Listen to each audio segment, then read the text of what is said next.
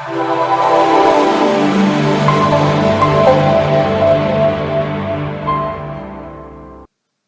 نیکې هیلې او درنښت ډیرو ښاغلو لیدونکو د حسیب الله سنگین ټکنیکل یوټیوب چینل ته ښه راغلاست.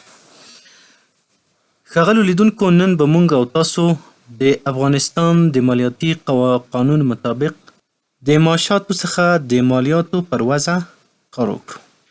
چې څه ډول موږ او تاسو کولی شو د کارکوونکو له معاشاتو څخه هره میاشت مالیات وضع کړو. د همدې پروسې د اجرا لپاره راځو د مایکروسافت اکسل پروګرام خلاصو.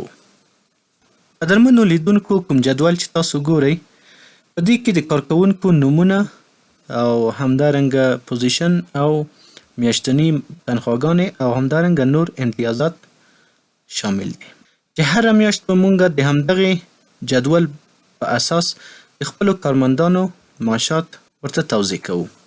البته د یادونې وړ ده چې د کارکوونکو د معاشاتو سره هغه امتیازات چې دوی ته ورکول کیږي، لکه هغه اوور ټایم دی یا د ډوډۍ مصارف دي، د دې ټولو ټکس ترېنه ګرځول کیږي، یعنې مالیات ترېنه وضع کیږي. په همدې اساس باندې راځو لومړی یوه زغلنده کتنه کوو د افغانستان په مالیاتي قانون چې د معاشاتو لپاره کوم ډول پروسیجر او کوم قوانین موجود دي. لومړی هغه کارکوونکي چې میاشتني معاشات یې له 0 څخه تر 15,000 افغانیو پورې دي، هغه له ټکس څخه معاف دي، یعنې 0% ټکس پرې وضع کیږي. دوهم، هغه کارکوونکي چې له میاشتني معاشات یې له 15,000 افغانیو څخه تر 12,500 افغانیو پورې دي، له هغه څخه 2% ټکس وضع کیږي. دریم، هغه کارکوونکي چې میاشتني معاشات یې له 12,500 افغانیو څخه تر 100,000 یعنې 1,00,000 افغانیو پورې دي، له هغې څخه 10% ټکس وضع کیږي.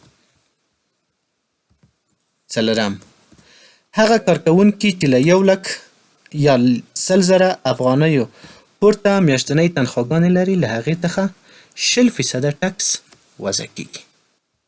اوس ګورو هغه کارکوونکي چې مثلا 15,000 افغانۍ اخلي 0% خو بیا زو 0 کیږي. هغه کارکوونکي چې 12,500 یا له هغې څخه لوړ میاشتني معاشات اخلي، څومره ټکس باید پرې وګرځول شي. د همدې موضوع د غوره تشریح لپاره راځو. لومړی، هغه کارکوونکي چې د هغې میاشتنۍ تنخواګانې 15,000 افغانۍ دي، هغه له ټکس څخه معاف دي، 0% ټکس پرې وضع کیږي او بالاخره 0. دوهم، هغه کارکوونکي چې 12,500 افغانۍ میاشتني عواید لري، یعنې میاشتني معاشات یا تنخواه اخلي، نو په هغې باندې 2% ټکس وضع کیږي. د 2% ټکس د وضع کولو طریقه په دې ډول باندې ده: مساوي قوس شروع 2,500 منفي 15,000 قوس بسته ضرب 2%.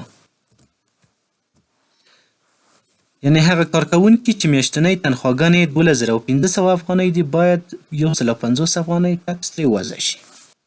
دریم، هغه کارکوونکي چې د تنخواګانې د میاشتې 1,00,000 افغانۍ دي، باید 10% ټکس پرې وضع شي. طریقه یې څه ډول ده؟ په دې طریقه: مساوي قوس شروع 1,00,000 منفي 2,500 قوس بسته ضرب څو فیصده؟ 10%. جمع 150 افغانۍ.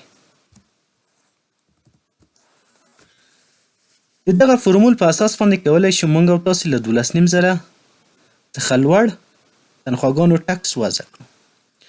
150 افغانۍ ځکه ورسره جمع کیږي چې دا د 2,500 افغانیو د ټکس په حساب نتیجه ده. یعنې د 2,500 افغانیو ټکس چې محاسبه شوی 150 افغانۍ دی، له 2,500 افغانۍ څخه پورته چې کله موږ محاسبه کوو، له هغې سره یې جمع کوو. بالاخره انټر، او موږ ته څرګنده شوه چې د هغو کسانو چې میاشتني معاشات یې 1,00,000 افغانۍ دي باید 8,900 افغانۍ ټکس ترې وضع شي.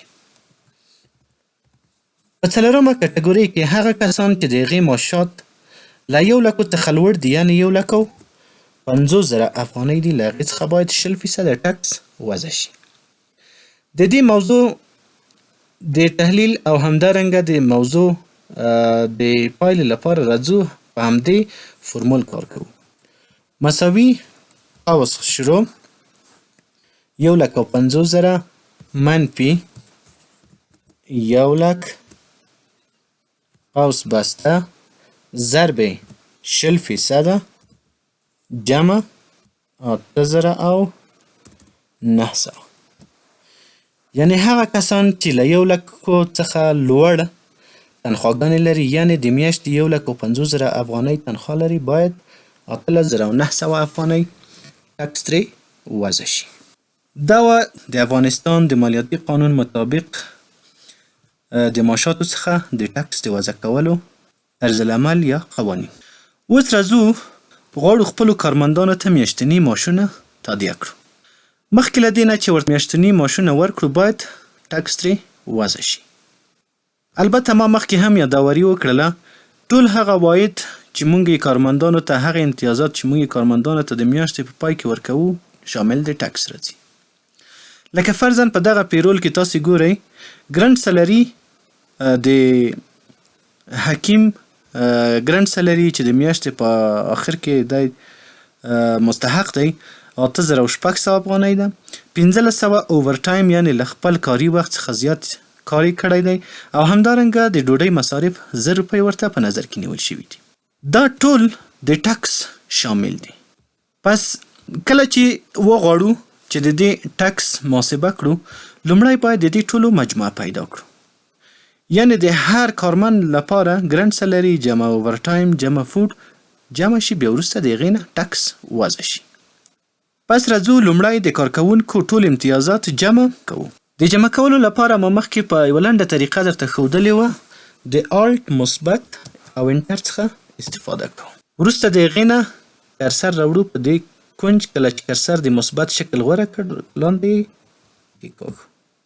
په دې سره موږ وکولی شوی د ټولو کارمندانو میاشتني تنخوا او نور امتیازات جمع کړو. یعنې حکیم د میاشتې په پای کې 1,100 افغانۍ ورته ورکړل شي. په دې کې ټکس هم شامل دی. باید ټکس له دې څخه وضع شي، وروسته د ده اکاونټ ته ترانسفر شي یا ده ته نقداً ورکړل شي. قدرمنو لیدونکو، په دې هیله چې معلومات مو خوښ شوي وي او په ورځنیو چارو کې ورڅخه پوره ګټه واخلئ. تر بیا چې زه حسیب الله سنګین د یوې بلې معلوماتي ویډیو سره ستاسو درانه چوپړ ته حاضرېږم. په لوی الله مو سپارم. ورځ او ژوند مو نیکمرغه.